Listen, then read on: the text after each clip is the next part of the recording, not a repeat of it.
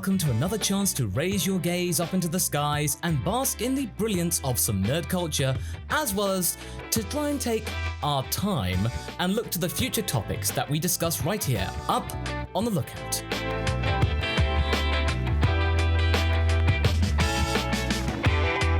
Up on the Lookout is the place to talk about Dragon Ball in a more relaxed setting, as well as getting to know some of the more nuanced and lesser known facets of the fandom and those involved in it in varying degrees.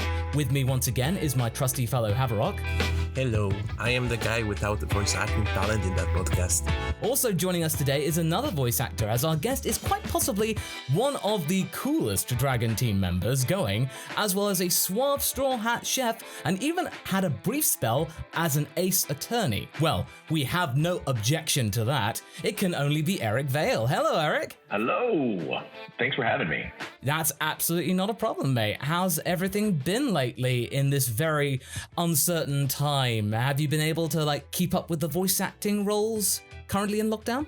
Yes, yeah. We, as far as voicing anime goes, actually voicing everything, right at the beginning of the lockdown, I've always had a setup at my home to do a little bit of work, but I've never had to set up at my house to facilitate full studio style production. So back in March, right when I guess the world exploded, was about the time that I talked with a very trusty, actually Ian Sinclair and I had an online meeting with a trusted audio engineer buddy of ours, and he pointed us in the right direction of how to set everything up. We set everything up, and now I have a studio in my office.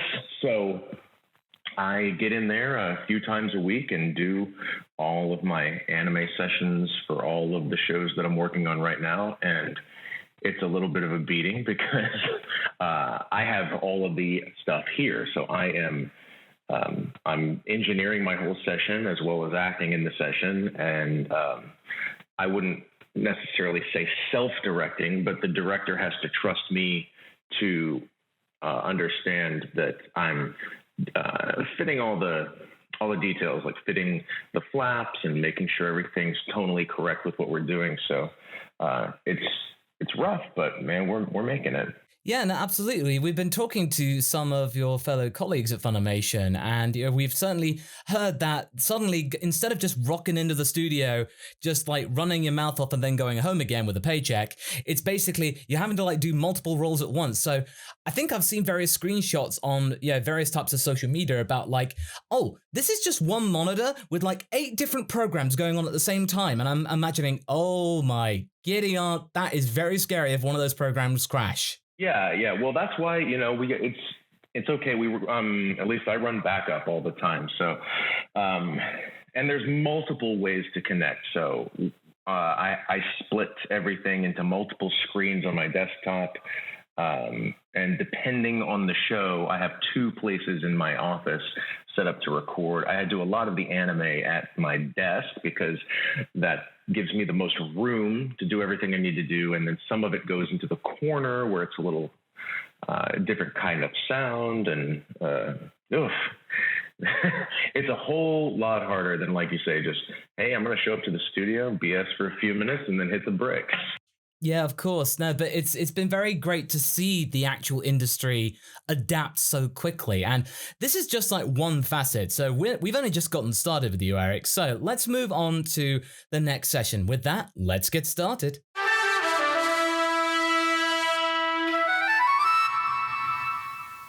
All right. So, Eric, I remember the first time that we actually met. It was in 2014, and it was at a rockin' university convention called UBCon in Buffalo, New York. That's right. Yeah, no, absolutely. And unfortunately, myself and my colleague Scott, who voiced Trunks in DBZA, we're very, very excited to actually see you along there as well. We basically had a really unfortunate situation with United, meaning that our colleague Nick wasn't able to join us. So we were kind of not sure what to do. And bless the cotton socks of Scott, he was incredibly nervous to meet you. But I remember just not worrying at all, and my suspicions were confirmed by you were just being absolutely really accommodating, and within 7 seconds of Scott saying hello to you, you invited us out to drinks later that day. Yeah, that's right. We went out to it was new at the time, but this place called Brick House. Yeah, I remember that. Yeah, and we had our first taste of zombies there. Oh yeah. Surprisingly good drink, because I actually, truth be told, I'd only just started drinking about like a few months prior to that, so I was relatively new, because my now wife got me into drinking Pimm's. It just shows how middle class I am already. But essentially, so I went from that to that, and it was like one of those first instances that as soon as that touched my lips, yep, I know where that's going. Okay, all right. So yeah, we felt the effects of that for the rest of the evening, but I know that you had to go off to prepare for your 18 plus panel. And we've been doing 18 plus panels for a very long time. But when Scott and I, because we didn't want to make a fuss, we tucked ourselves into the back of the auditorium. And the angle that you took was very real. So it was almost like, okay, you're all over 18. Let's just talk. Let's just have a conversation. Something that we can just be a bit more grown up about. So going into those types of panels, which we really absolutely dig, and we actually, when we did our one the next night, we actually took inspiration from yours. So what made you decide to actually take a different stance with that type of panel?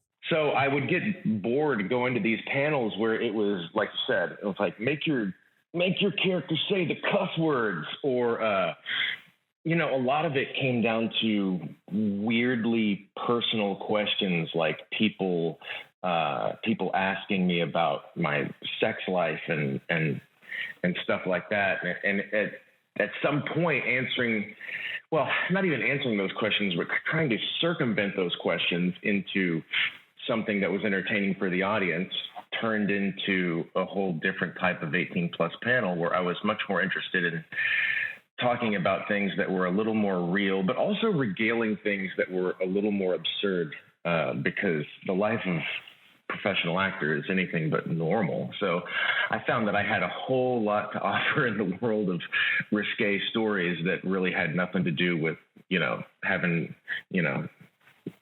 trunks drop F-bombs and stuff like that. That's what I find a really good answer to that, because a lot of the time people, because at that time the formula for a typical 18 plus panel is really sort of like, it's been done already. And nowadays, I think people just really want to have just a bit of realness to it. And incidentally, we then did a 21 plus panel, which was taking place in a movie theater. And the difference between that is that people have gotten over the novelty of like, yeah, man, we're 18, we can go to these panels. So they're a couple of years older. They can actually bring a drink in, so they can have a nice cocktail. They can have an old fashioned and just watch people just like being real in a movie theater. So that's always great to see. Just a more mature kind of like, cool, we're actually getting a different insight into all of these different things, which is really refreshing. And we really did take a lot of good inspiration from what you were doing at the time. Oh, I'm glad I could help. I think a lot of people in the comments would be absolutely shock horror that I wouldn't even like talk about even in passing, which of course we gotta dabble, of course, in the magic of One Piece with your role as Sanji. So, I mean, quite frankly, it's like you going into this in around about 2007, right? So this was a very long time ago, but how were you able to, compare to the might and majesty that was David Moo from the 4Kids dub? Those were big shoes to fill. So talk us about how you managed to get the role and how you were able to like get used to it and acclimatize. I approached it the way I approach any role, which is in anime, it's different. Different media requires different approaches, So if I'm working on a long-term project, if I'm working on a play, obviously you have a rehearsal process where you get to study the character, so on and so forth. It takes a while. Film, similar, but a little different. In anime, however, you get almost no preparation time. Almost 100% of your preparation is done on your first day of being cast. And that's why you got to lean on the director a lot. So I don't, I take my job as an actor very seriously, but I don't do a whole lot of research into the fandom of a lot of this stuff. So to be completely honest, I didn't know how maligned the voice of Sanji in the 4Kids dub was when I got cast in the role. It wasn't until afterwards that I had heard all of the vitriol that people spit out about it. So I was brought into the studio. I actually auditioned for Zorro because I figured that would be the best suited for my tone, knowing very little about the show or the characters. Zorro was what I threw my hat in the ring on. And Chris Sabat he laid down his audition for Sanji. And then whatever happened in the casting process, they switched us. And we settled into those roles, I think, pretty well. So at the beginning, it was, I remember Mike McFarland and I working on what the voice of Sanji would sound like. And I had shown up to the studio not very professionally one day. I basically, I think it was my first day working on Trunks, and I ran into the studio. Maybe I was a little late or something, but I definitely didn't warm up. So, like you can hear some gravel in my voice right now. I haven't warmed up today because I don't have any work today. Today's actually my day off. I have an interview with you guys, and then I get to put my house back together. And we really appreciate your time, of course. Oh, hey, it's my pleasure, man. But so I'm not warming up today, but usually I do. Usually it's a big process of, getting my voice lubricated, putting down a lot of water, some tea, some hot tea, making sure that it opens it up a little bit, some singing, some vocal exercises all the way before I get to the studio. I didn't do it that day. And so I came in sounding like I'd just woken up, and Mike McFarland, who's directing me into the role, was like, that's the voice right there, Eric. You need to...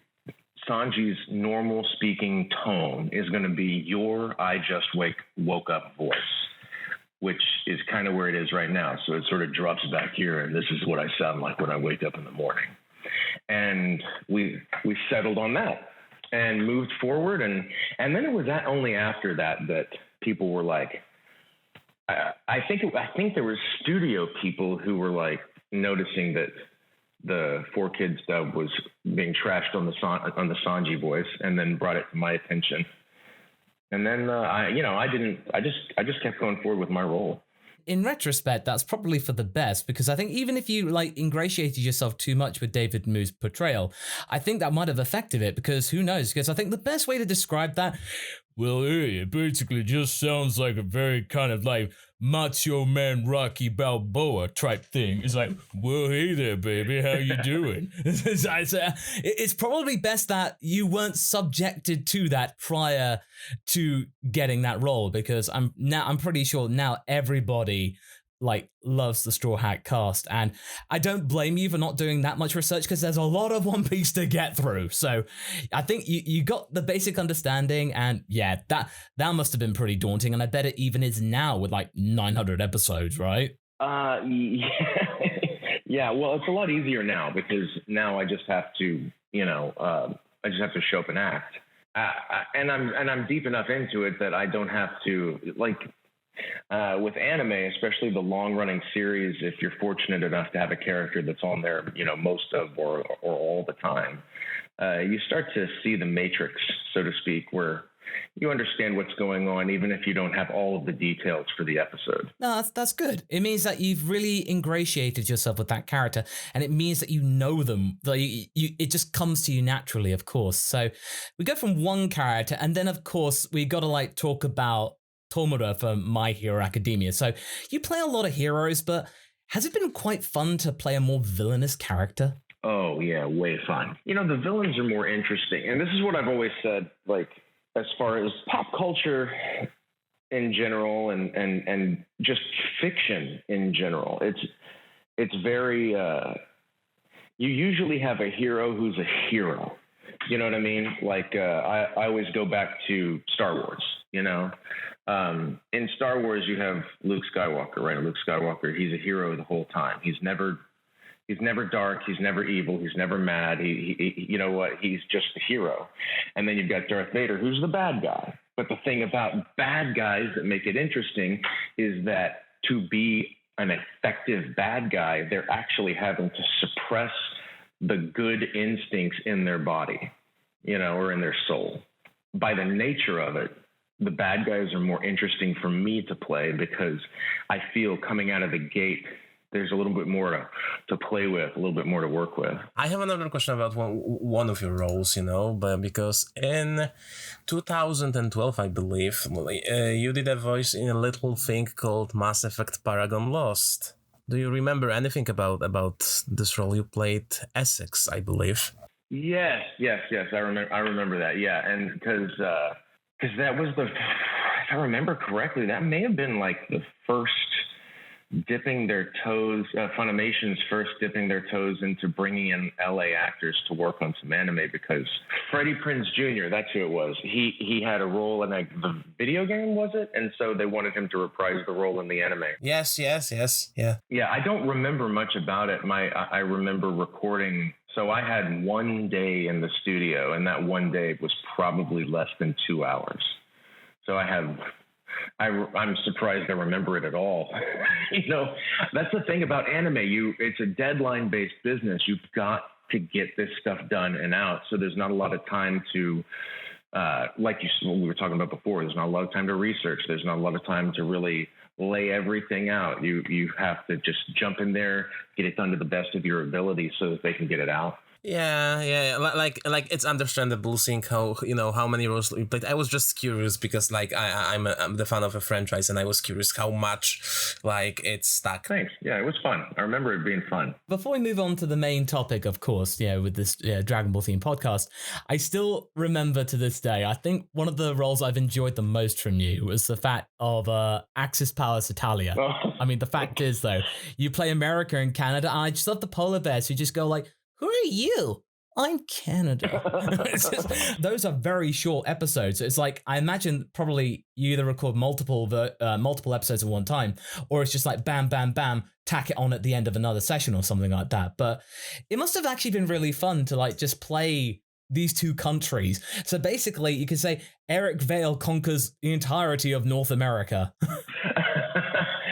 Well, I had a blast playing it. It was America and Canada. That was some of the most fun voice acting that I've done. There's a few roles that stand out to me as the time when I have had the most fun in the booth. And that would be Hitalia. Desert Punk was another one. And Shigaraki in My Hero is another one too. Not to say that the other ones aren't fun, but those rise to the top. And a lot of the thing about America was, when I auditioned for the role, they were trying to cast all of these different roles with all these different dialects. And I came in, and if I remember correctly, the director said to me at the time, I was like, I don't know what to audition for. I was like, I can do a French dialect, because I had trained for that back in college in a play, and that kind of just sort of stuck in my head. And then I can do, serviceable British dialect, for some things, but they wanted it to be as authentic as possible. So he's like, well, why don't you just audition for America? He's like, that's what you were like anyway. I was like, well, what do you mean by that? He's like, the character is like you. He goes, just be an elevated version of yourself. I was like, all right, I'll give it a shot. And I laid down the audition for America, and I was in a couple of days later recording America and Canada. And so, yeah, that's the thing about America. That character is surprisingly close to me as a person. So it was a lot of fun to play. But I really didn't know that I even had the role until we were done with season 1, because they cast Todd Haberkorn as Italy, and they cast me as America and Canada. And those were the grounding roles that they were going to build the rest of the cast around. So I would be recording all these episodes for season 1 while not knowing if I was going to have that role come a few weeks. And then when they cast all of the other roles around Todd and I, and then at the end of it, they were like, yeah, it works. You get to keep the role. So that was really nice. Hey, that's great. That's really cool. So yeah, it's been really good to kind of like talk about the different insights in some of your other main roles. But okay, we've now got to talk about the absolute big one. So let's head over to the main topic.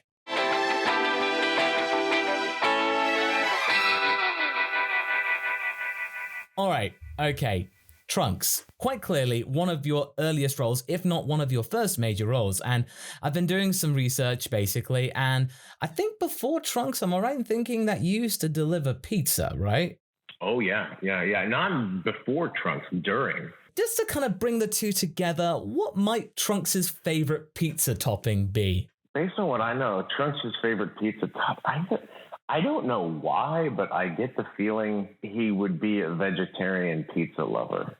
You know, I don't exactly know why. It seems to me that would be the healthier option in pizza, so that would probably be what he would choose. Veggie Supreme, that would be his father.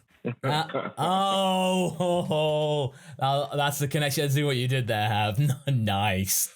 Nice. But so around that same time, now we've heard over the years that basically the Funimation at the beginning was very much like ad hoc, very kind of bare bones. But despite that, they got stuff done when they moved everything in-house. So, I mean, we can talk about that. That's been done quite a few times. But honestly, did you have any idea that the moment that you make your debut in Dragon Ball Z, that it would arguably herald one of the best debuts in the show, if not arguably in the entirety of anime? Because there's this guy, he comes in, hack and slashes the main enemy in 2 seconds. I mean, when you realized that, what were your thoughts? I don't even know if I have still reconciled that in my head, to be honest with you. I mean, Trunks was the first role that I had, and Trunks showing up and killing Frieza was my first day of recording ever in voiceover, period. And so I didn't know what the hell I was doing, or what the hell was going to happen. As far as at the time I was, I was in my mid-20s. I was an actor. I'd been acting professionally with an agent for a couple of years at that point, but, not booking much, just little commercial gigs here, some extra jobs there. But I've been studying acting my whole life. Went to college for it. I was in college at the time, actually. Like the timing of it was interesting because I'm a terrible student. I've been terrible at school my whole life. The things that I'm good at. So I would make A's in my theater classes. I would make A's in my English classes and fail most everything else except geology for some reason. Failing Spanish repeatedly, and I got a letter saying I was on academic suspension, and that was right about the time I was getting the audition for Trunks. But it was ad hoc. I didn't know what the hell I was doing, but I walked in and boom, here we go. You're going to kill this major villain, and that was it.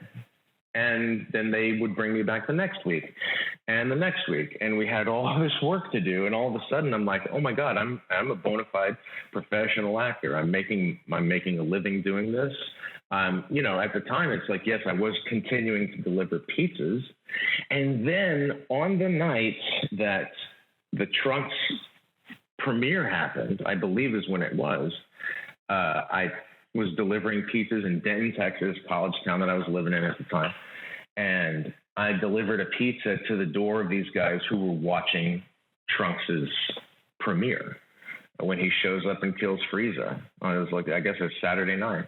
And I walk in, they're freaking out. I hear my voice coming from their house. It was very unnerving. And they paid for their pizza and rushed me off their doorstep so they could get back to watching Trunks kick ass on TV. And they were all confused. Oh my God, who is this guy? What's going on? And at that point, I'm like, I think I need to stop delivering pizzas. Unfortunately, the original cut of Dragon Ball Z in America had the Bruce Faulconer soundtrack. But have you heard the original theme for Trunks, Battle Power Unlimited?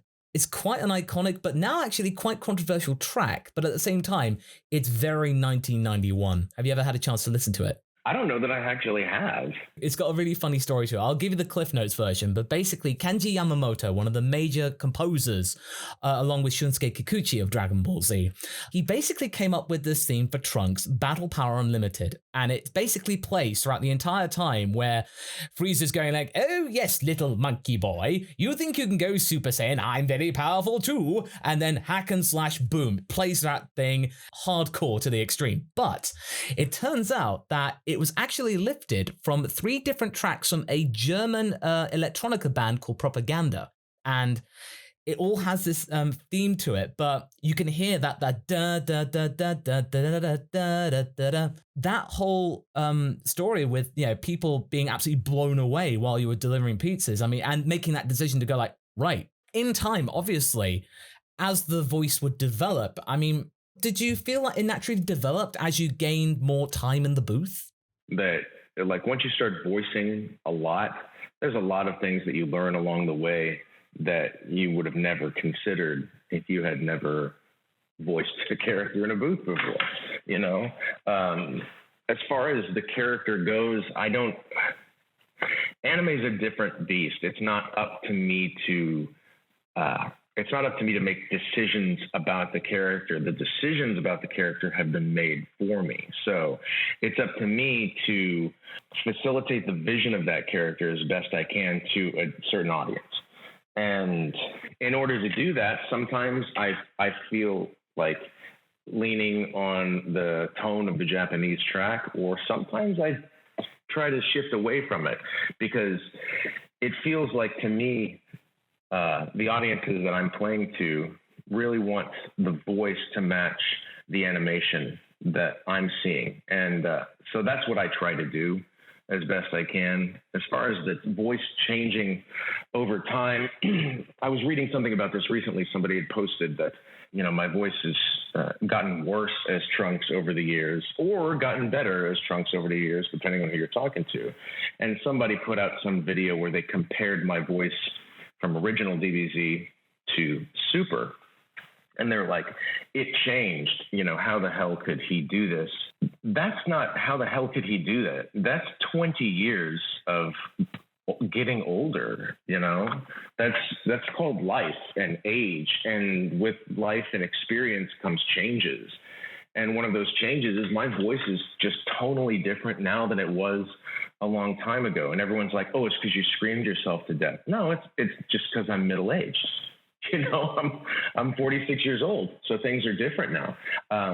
So that's kind of the track that I follow. I just try to move with the character as best I can, and I'm forced to do it from within the vessel of my body. Well, I wouldn't worry about that at all, because the way that the voice is adapted and you've gained through experience, that's not anything to be ashamed about at all, because there has been a gap between Dragon Ball Z, that moment when Trunks destroys Imperfect Cell in the future and basically has saved the future. There's at least about nearly 20 years between that and when we see him first against Goku Black. So in a way, that aging is completely and entirely justified. And also, I think honestly, with Trunks, after dealing with Goku Black, dealing with all of that, I don't blame him for feeling a bit more gritty and a bit weary, especially because there's practically nothing left. And he thought, well, I'd already saved the future. Now I got to do it again, and it's even harder.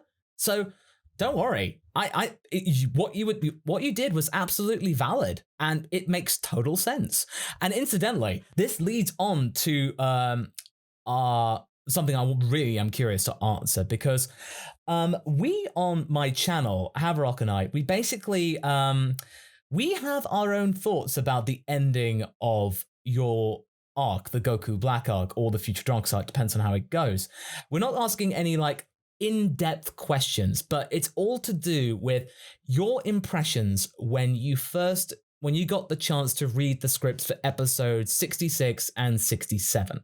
I noticed that I thought it was strange that it's like, oh, now Trunks, you and Mai are going to go live in a timeline with another Trunks and another Mai, and have fun. Okay, see ya.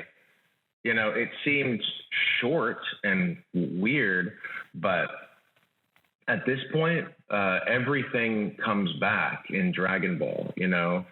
Everything comes back. It's not a property that anybody wants to see go away. It's arguably more popular now than it ever has been, and it keeps growing in popularity. My thought at the time was they're setting up something else. That's what I thought. I try not to read too much into these things because, I'm a creative person myself. I have all my own creative endeavors, and I as an actor, I feel like I have to tune those creative ideas down when I'm dealing with something, because my job as an actor is to bring creativity to the role, not the story. And so I try to not think about it too much, to be honest. Actually, that's actually a really pragmatic answer. So I do respect that answer entirely. Yeah, I mean, of course, we get very enthused by it, and I think we wanted to see Trunks get the win, and for that to happen in such a disappointing way, I think it was more like we felt sorry for the character. But the way that you say it is absolutely true, because and we will get to some of your creative endeavors later on, because I do want to talk about that. I agree with your feelings in that, you're here to convey a character. You weren't part of the writing team, so therefore you don't have that connection.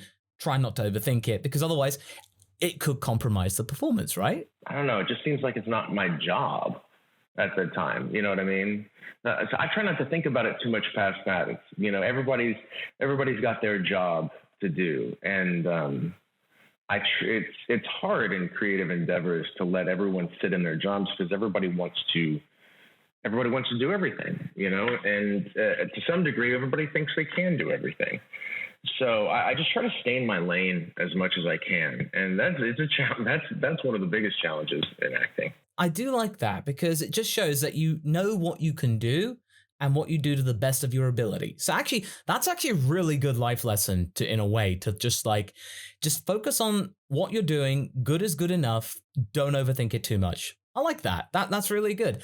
And this actually leads on to, because we were talking about how you think there's something else coming, because, there are theories, because it does connect to potentially where Trunks might go in the video games, because I do loads of what ifs on my channel, because I like to try and do some storytelling, because I've been with the show for a very long time, about 20 years on and off. There's obviously the work I've done with Team 4-Star. I know a lot about this kind of thing. It's quite clear. I've signed myself up to that. This is going to be one of those things that I do until the day I die, effectively. I've signed myself up for that. There's going to be something to do with that. But I do a story where it concerns whether Trunks and Mai actually, instead of going with Whisk or Ian's whimsical way, so, oh, by the way, we can go to the future and you get to deal with those things. Have fun with that. And Trunks is like, no, I want to stay here. And it's like, thinking about that time, if he just chose to stay in the past, and then have it linking up with the video games. So obviously, we'll talk about the video games briefly, because Trunks, as it's quite clear, he is the living mascot of the video games. And quite clearly, it obviously gives you a lot of work by having, Trunks doing like loads of voice works in Dokkan Battle, in some of the mobile games, in Xenoverse. Do you take a different stance to this, or is it basically just the same, only with less worrying about mouth flaps? As far as the characterization goes, I approach it the same. As far as the work goes, it's very, very different. There's no context when you're working in some video games. Sometimes a video game is set up so that so that it's like you're working on a show. You understand the motivation, you understand the scene, you understand the moment, you understand where it's going, where it's been, and all of that. On the first Xenoverse, but in some video games, like a lot of the Dragon Ball games, I'm only seeing my character's lines because of the way the scripts are consolidated when you're recording in the booth. So I trust the director to tell me exactly what's going on so I can deliver the right performance, but you've got to get through it pretty quickly. And so there's just a different mechanism to how you're working. And with the video games, like Xenoverse, the first one, I was just reading these Trunks lines. We had no context. The director was constantly talking with people in Japan, trying to figure out what I was saying and what it meant and how to say it in an effective way. It was very confusing, that first one. Since then, it's gotten a little bit better, but you still have to sort of act through confusion in a lot of these video games, just because of the nature of the way the script is structured, how quickly you've got to get through this stuff. You know, you've got to get through a lot more work in a video game session than you would in an anime session, generally speaking. I remember an old documentary of Budokai 3 that was behind the booth or behind the screen, as in like it was a DVD extra on the PS2 game. So just getting that vague idea and just like seeing, you know, Sabat doing all the direction and stuff like that.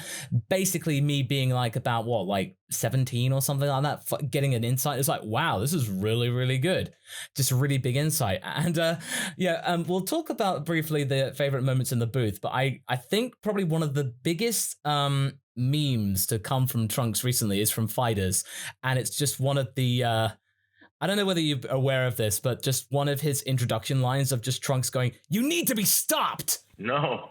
Oh, no. Oh, wow. People love that line. That in itself is just that. It's an innocuous line, and it's something Trunks would totally say, but it's basically become one of his like catchphrases. That's just a little kind of salvo there at conventions, if you're like aware, or if you get like anything like that.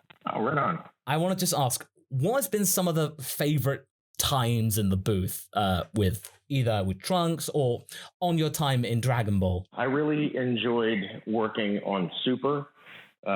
Because I ended up working, the director is Raleigh Pickens, who is he's an engineer, or has been an engineer, now director, and a very good friend of mine. He actually lives like 3 streets away from me. It was nice to go into the booth and work with him. He knows how I work. We know each other very, very well. And so working with him was a lot of fun, very collaborative. I felt like we could move fluidly and of course, just enjoyable, being able to work on something really, really big with a good friend of yours. And then, of course, I'll just tell you one of my favorite moments in the booth ever, one of my favorite moments in the Dragon Ball series ever, was a couple of years ago when we were recording Super, and it was just Raleigh and myself in the studio, and I got to the line that is making a comeback right now, which is the when Trunks, Goku, and Vegeta go into the future where Goku Black is destroying everything, and the guys pop out with their guns, and I have to tell them, you know, hold your fire, this man isn't black, right? And that was the way the line was written. And the way that I work in the booth is I read my first takes cold. I don't read ahead in the lines. I'd never seen that line before. We recorded it, and the second the line came out of my mouth, my jaw hit the floor, Raleigh's jaw hit the floor, and we stopped for a minute. We're like, no. Like, there's no way they couldn't have not thought about that. Well, me, we had to have a conversation about it, you know, and he's like, we need to change the line. And I'm like, no, we're not changing this line. This is the way the line was written. It's the way that it's meant, because this is our chance to do something important inside of the parameters we have in anime. And when we were recording this, was it 2 years ago, 3 years ago? I forget, but we were recording it. It was right about the time another Black Lives Matter protest, because of another black man who was murdered by police, were dying. Those protests at the time were fading away because at that time, it wasn't taken as seriously as it is now. And Raleigh and I both agreed that it's a very profoundly important topic. And given the time that we were recording this and the time that it was actually going to be released, by the time it came out, the Black Lives Matter protests at that time, we knew would have faded away because that was the pattern that we had been seeing. And we're like, this is going to be something that will be obviously funny because it's taken out of context, but also a socially aware comment that means something to people. And it felt important because it would bring back some awareness to a subject that's really important to us. So we kept it in as written. And that's exactly what happened. When it came out, everyone was like, whoa. And then they had discussions about it and it felt important. And now, given the good movement that's happening now with Black Lives Matter, it's come back again. And people are weird because there's a whole lot of people thinking, oh, this comment didn't age well. And it's like, no, we were having Black Lives Matter protests years ago as well. You know, it's the same thing. That's part of the problem, is that these things don't change, and we need to be part of the change.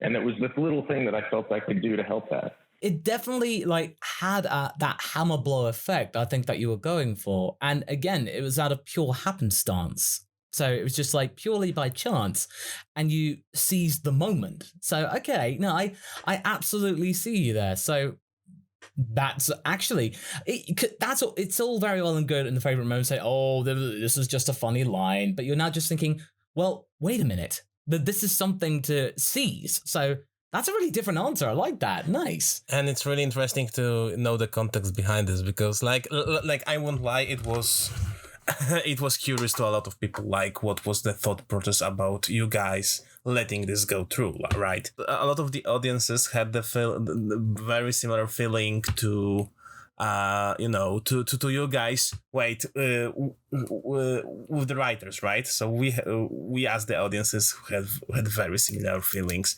after watching it. Yeah. Right on. Yeah, bravo, we say, absolutely.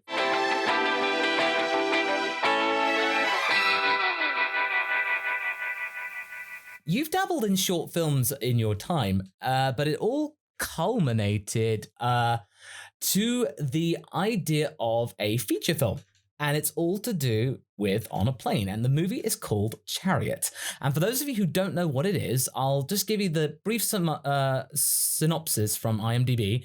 7 strangers find themselves unwitting participants in a US government evacuation program gone horribly wrong. And those are 3 words, gone horribly wrong. I'm thinking, okay, I'm sold. So I saw the trailer, and the trailer's available on YouTube, and it's actually really good. And seeing Ian's smug face in there, it's absolutely priceless.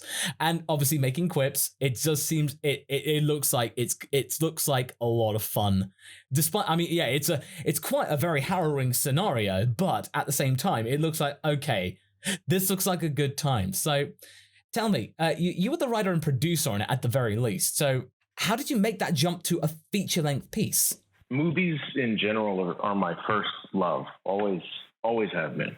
You know, that's why I started acting, was because of my love of movies. I grew up in a small town in Texas, and there wasn't much to do except go to the movies. So that's what I did. And it's what I always wanted to do. And I've made some short films and that feature film. I've written a lot of feature films. I've sold some, none of them have ever been made. But what ended up happening is a friend of mine who's a television director here in Dallas. There's a studio, and he's the one who's worked with me on all my short films. He cast me in his first feature film back in the 90s called Hall of Mirrors. And that's where we got to become very, very good friends. We're still, to this day, very, very close friends. Talked to him just a couple of days ago. And he was working on this, at his studio, where he works on a lot of television programs for Reels Network. He directs shows like Murder Made Me Famous and stuff like that. And he wanted to do a narrative. He wanted to do an actual feature film, just to change it up. So he called me up one day and he goes, "Hey, Eric, they just parked a 727 fuselage on the studio lot, and it's going to be here for a year. So if you want to make a movie that takes place entirely inside of a plane, write it and we'll shoot it." I was like, "Oh, okay." So I spent 6 months writing the screenplay, and then once the screenplay was done, we raised some money on Indiegogo. We raised some money through independent investors, and then we shot the movie. And it was one of the best creative experiences of my life. I treasured it. The process after the film was made was nothing short of a nightmare.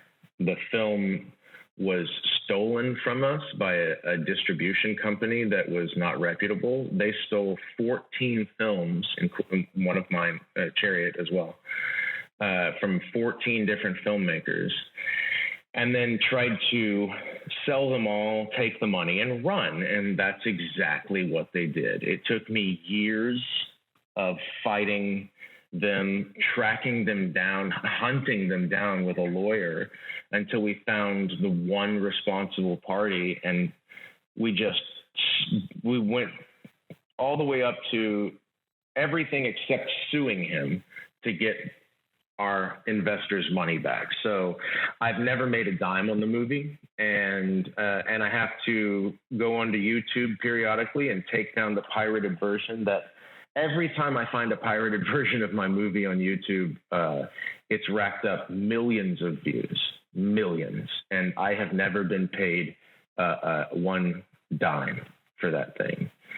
So it was really disheartening experience ultimately to put so much passion and time and effort and money into something and then just get kicked in the teeth when it was over by bad people. And that's why since then I've like, I don't know that making movies independently is for me. I don't know if I have it in me to go through that over and over and over again.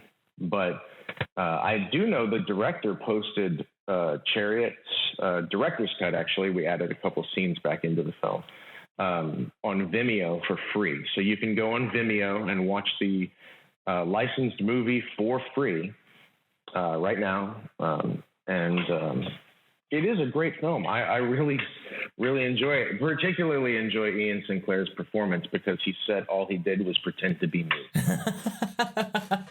Oh man! Oh, that sounds like Ian. Yeah, no, we had the delight of like spending some good time with Ian at an English convention last year, and he definitely has that enthusiasm for the role, and I can totally imagine it. And again, we can easily include a link to the Vimeo version, the director's cut version, in the show note. We can absolutely do that for you because I think it deserves to be seen. And it's really good when you set your heart on something and you really just go for it. And in of itself, the trailer's already got me hooked. And I'm like, this should really be on Netflix because quite frankly, this would do pretty well. Well, I may go ahead and do something like that because at this point, what have we got to lose? But it was a struggle getting that thing done, man. That's no mean feat in of itself. I mean, how many people can say they've made a feature-length film and make it look like something that it looks really polished, and it is one of those types of situations gone horribly wrong. The worst case scenario will become a cult classic, and people will demand you to do a sequel. Oh my God, yeah. A sequel. I want to ask you, what kind of writer are you? Are you a meticulous planner or are you writing on the fly? I'm working on this story right now. I've been working on it for about 2 years. And then over the past 2 weeks, for whatever reason, all the story pieces fell into place. And when that happens, that's usually when I start writing. So I take, a little time every day and sit down and plan the whole thing out. And yesterday, I have the entire introduction and how that's supposed to work and the entire conclusion and how that plays out. And once I have those two things, then I can start writing. I understand the pain completely. Like when me and Lawrence write stuff for the channel, Lawrence is more of an in the moment writing guy, and like I make plans for like 6 months in advance often. But when it comes to the point, like, you know, I have that problem of, you know, I have something planned and okay, that would be great, but I need to get to that point, and I have blocked because I have that great ending, but I need to write the middle. Right, yeah, the middle is that's the fun part. For those of you who want to give Chariot a look, I'll be sure to find the Vimeo link and include it in the show notes. So it just allows more people to actually see it and again gain a bit of a following. And hopefully next time when conventions are able to get the go-ahead again, you can get some more loving for Chariot. Yeah, thank you, man. That would be great. And all those sequel demands. Yeah, basically just Chariot. To go by the alien thing, call it Chariots. Yeah. But yeah, no, all that remains for me to say is thank you so much, Eric, for joining us today. Oh, my pleasure, man. This is the time of the podcast that if there are any types of social medias or anything you'd like to plug, fire away. Twitter is Eric Vale. Instagram is Eric Vale Rocks. And so you can find me there. If you're on Twitter, go check out my comedy troupe, Folding Chairs. It's at Folding C, the letter C. And we're doing our best to work on comedy videos right now. We usually are a sketch comedy troupe that performs at venues around town, but we can't do that now. So we're pumping out videos that we're shooting on our own at home. In fact, this afternoon, we're shooting 2 more here at my house, just my wife and I. And we'll have another one dropped tomorrow. So you can find that all on my social media as well. Brilliant. That's great. So again, thanks for joining us, Eric, and really kind of like having this nice little journey and just like you're really getting to know different aspects of all the creative stuff that you do. Oh, thanks, buddy. Thanks for having me. My pleasure. Thank you. And thank you all so much for listening out there. If you have been enjoying the podcast, do rate and review on your respective platforms. It really does help the podcast out tremendously. And if you'd like to become a caretaker of the Lookout, you can go to marsico.cc/lookout for more information. All that remains to be said is I hope you're all out there staying safe, staying well, and we shall hear from you next time. Ta-ra!